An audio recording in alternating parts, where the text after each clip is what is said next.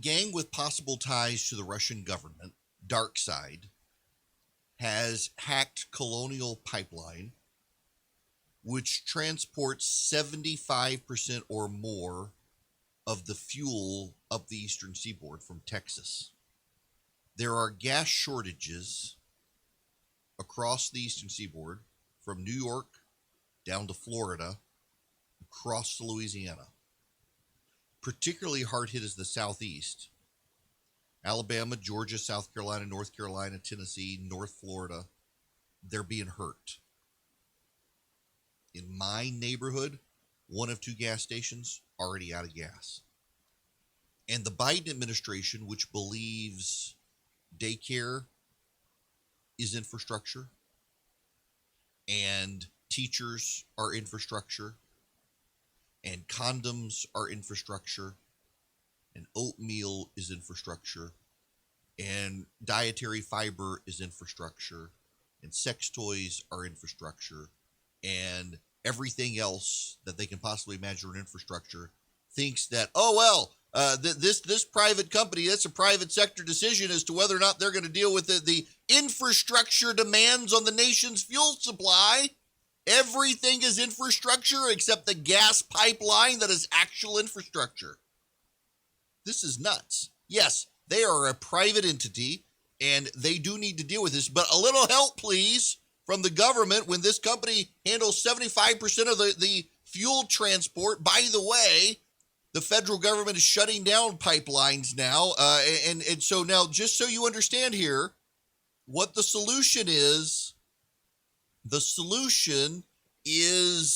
to allow trucks, tanker trucks, to be filled with gas and on the interstate while the pipeline is shut down.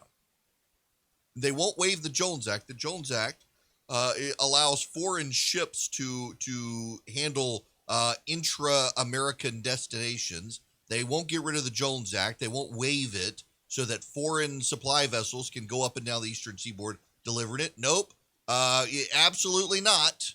This is rather silly. And the result of this is that we're out of fuel. Gas prices are spiking in Georgia. Let me give you this from Georgia here. The Governor Brian Kemp signed an executive order suspending the state's gas tax through Saturday after the shutdown with Colonial Pipelines network led to a rise in fuel prices. The Republican governor said his order will probably help level the price for a little while, though he urged Georgians to avoid a rush to the fuel pumps. State officials said it'll amount to about 20 cents a gallon. We feel like this is very temporary. You don't need to go out and fill out every 5-gallon tank you've got. Get what you need. Let everybody else get what they need. Get to work and do the things you need to do.